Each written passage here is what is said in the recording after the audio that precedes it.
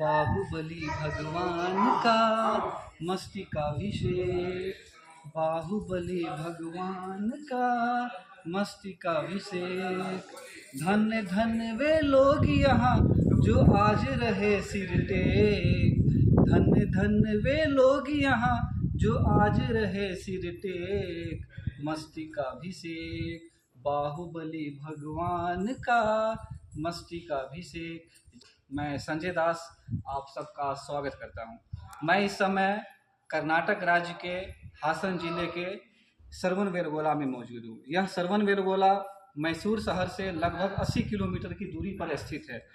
दोस्तों, बताया जाता है कि श्रवणबेलगोला 2 पहाड़ियों के से घिरा हुआ है। पहला पहाड़ी चंद्रगिरी पहाड़ और दूसरा नंदगिरी पहाड़, जिसे विजयगिरी पहाड़ के नाम से भी जाना जाता है।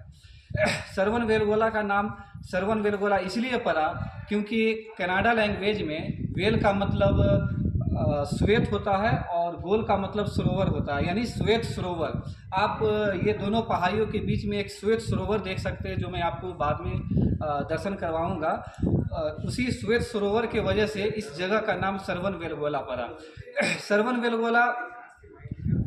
श्रवणबेलगोला में एक काफ़ी प्राचीन और विशालकाय मूर्ति है, प्रतिमा है, वह भगवान बाहुबली का है। बताया जाता है कि यह 57 फीट ऊंची प्रतिमा भगवान बाहुबली का है।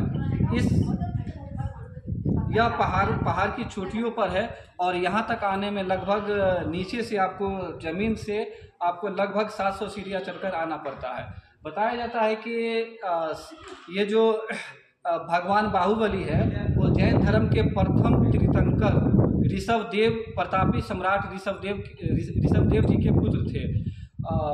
जैन धर्म में कुल, यहाँ पर मैं आपको एक बात स्पष्ट कर दूं कि जैन धर्म में कुल 24 तीर्थंकर हुए हैं, जिसमें से पहला प्रतापी सम्राट ऋषभदेव जी के पुत्र थे बाहुबली। लोगों का मानना है कि जैन धर्म का जो संस्थापक है वो भगवान महावीर जैन है। वह बिल्कुल गलत है, क्योंकि महावीर जैन धर्म का अंतिम और 24वें तीर्थंकर हुए हैं और सबसे प्रथम तीर्थंकर जो हुए हैं वो ऋषभदेव जी थे। उनके ही पुत्र ये बाहुबली जी थे।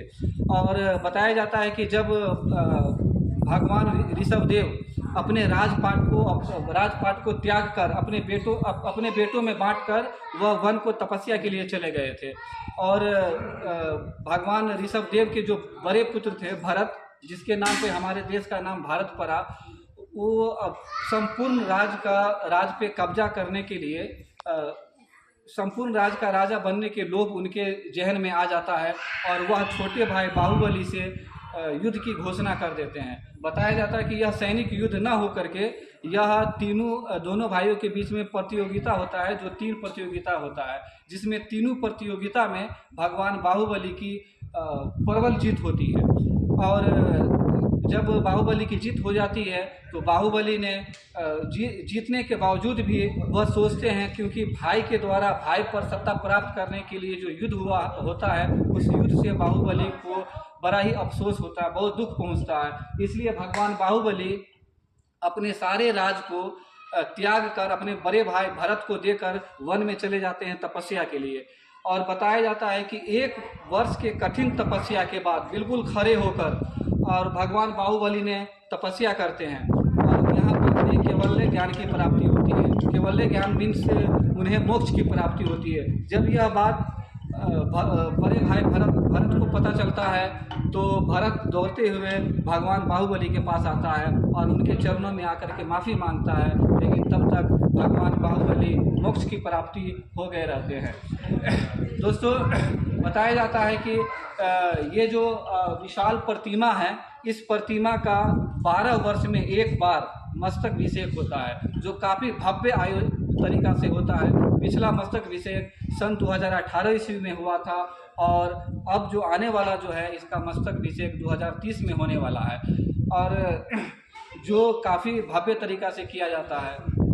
दोस्तों, ये जो आप प्रतिमा देख रहे हैं, ये 57 फीट की ऊंची प्रतिमा, वह केवल एक पत्थर को तराश कर बनाया गया है, जो अपने आप में एक काफ़ी इसको विश्व प्रसिद्ध बनाता है। ये वर्ल्ड लार्जेस्ट मोनोलिथिक स्टैचू है, जो दुनिया में आपको एक पत्थर से बनाया गया मूर्ति आपको कहीं भी देखने को नहीं मिलेगा। इसका इस मूर्ति का स्थापना सन 981 ईस्वी में उस समय का राजा गंगा योद्धा चामुंडराय के द्वारा इसका निर्माण करवाया गया था। धन्यवाद। ये वीडियो एक बार